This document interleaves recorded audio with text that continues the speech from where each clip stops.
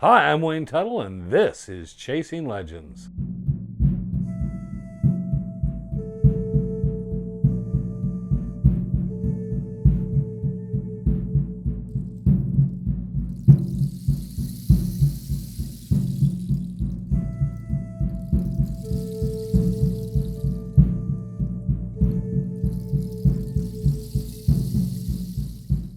Welcome back to Chasing Legends. I'm Wayne Tuttle, your host once again. Please subscribe to our channel, hit the notification bell, leave a comment. We answer the comments, like the stuff. There's no any algorithm handling that stuff for us. We do it ourselves. And on top of everything, www.legendthesuperstitionmountains.com. Please go give it a visit. Check out everything there. It links back to this and everything else we have. That being said and done, Dutch Honor Rendezvous, October 25th, 26th, 27th. Guest speakers on the 26th, Saturday night. Come out, free event. You're all welcome. Just take your place at camp. Bring yourself food and water. Bring an extra bundle of firewood for the weekend, but just come out, enjoy yourselves. Share your stories or listen to others. That being said and done, we'll get into this week's story. This week's story is I pulled a file, and we were going to end up, I think, in Oregon. It said Red Blanket Mine, and it sounded, sometimes the title gets you. It goes, oh, that sounds like a cool story. Wonder what the Red Blanket Mine's out. Open the folder, has nothing to do with Oregon or a red blanket mine. The labels are wrong. This collection, which I believe was Oscar Branson's, the old labels would fall off, and he would have put them over other labels. So this actually was about a gentleman named Andrew Pauley in Arizona in Pinal County. So we'll start in that story because once I read it, I was like, well, this is an interesting story. And I kind of stumbled upon it. And the file now has the proper title on it.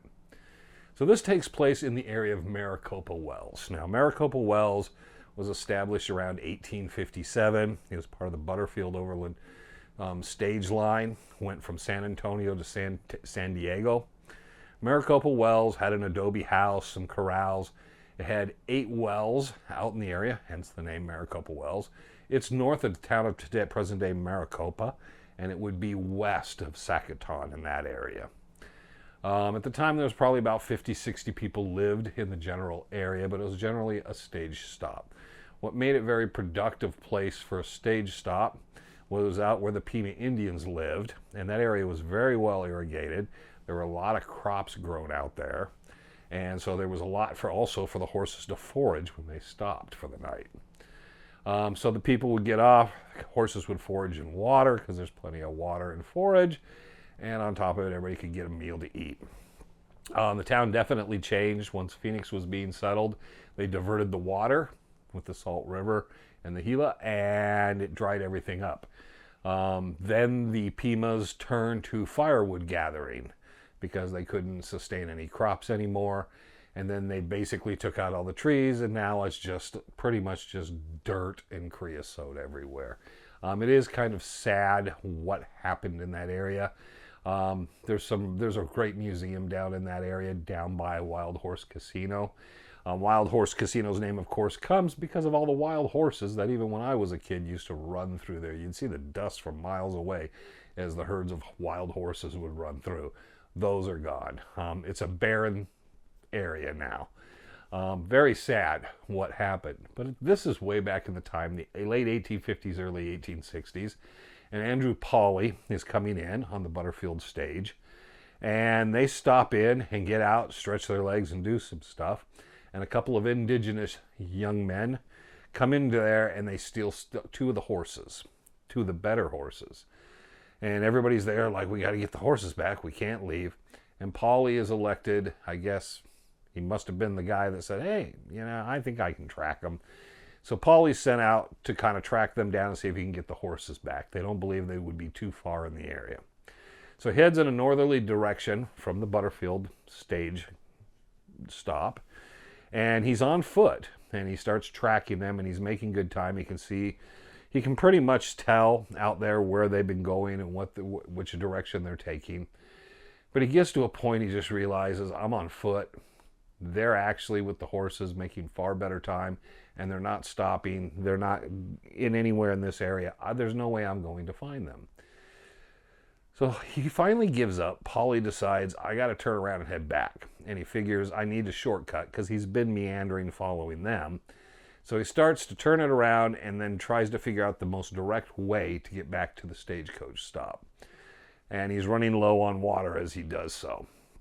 As he's coming back, he hits an area where he says there's red rock cliffs and red bluffs. It's very red. And there's a pinnacle, a spire of red in there. And he says it's very noticeable. And as he's going through that area, he looks up, sees an overhang, and it has an alcove, and it has what looks like a doorway. And it looks like someone had chiseled out or done something to the rock, and there's a doorway where they'd set the rock back in. And he finds it very interesting, but he's running out of water, and he's out there on his own with no food.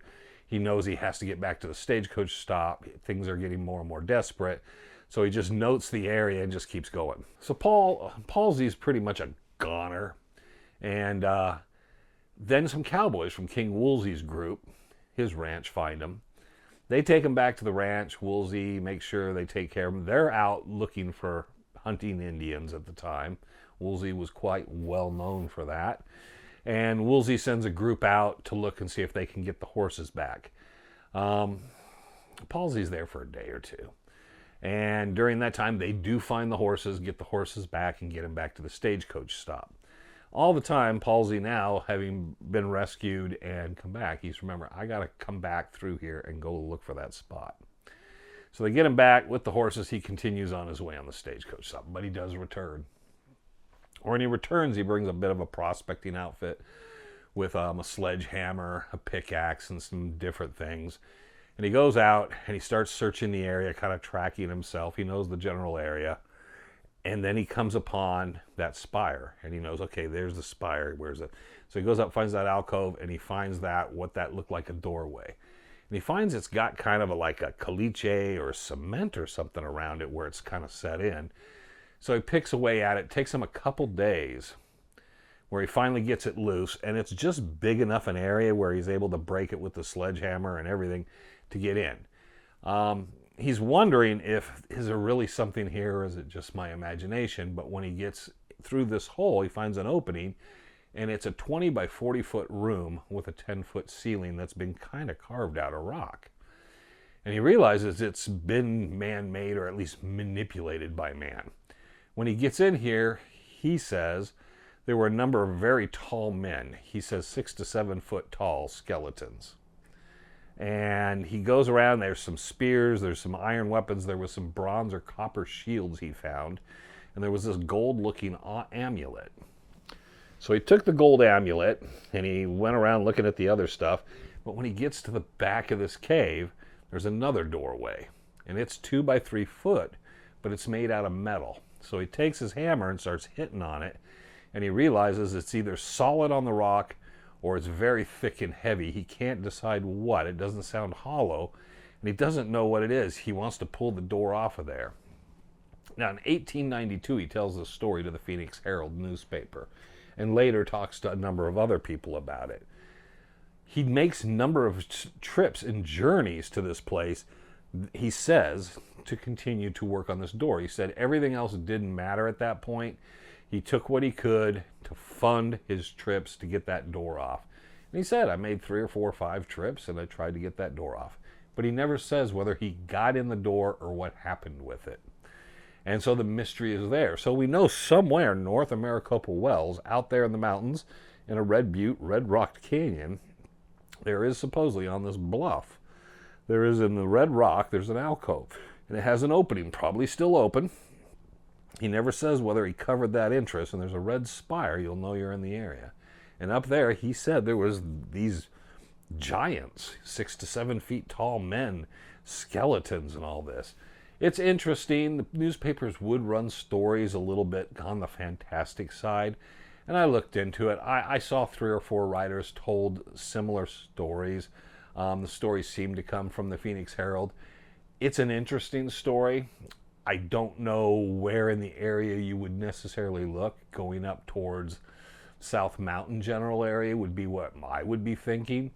There is that area. There's also some canyons over by Sacaton you could head to, but that seems like quite a distance for him to travel.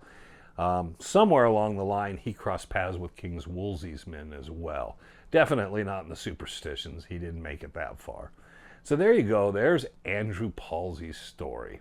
And his story of some sort of bronze door, treasure, Aztec, whatever he kind of thought it was.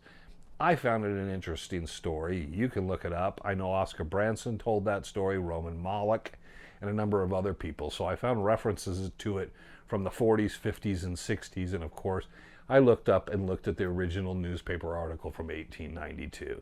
So they all ran with it. I don't know of anyone I've ever heard of search for that treasure because probably there's such vague directions. But if you ever have the time, you are on the Pima Reservation down there, be a bit careful. We'll get into Maricopa Wells. Maybe just grab some water and some stuff and head out hoofing it out. Look for that area and then find that red rock area. If you can find that place with that spire, look for that little alcove. You go in, slip through that hole. If you find the giant skeletons, maybe you'll find an iron door. Maybe the iron door is already gone and you'll just find an empty chamber. But it would be cool to confirm it.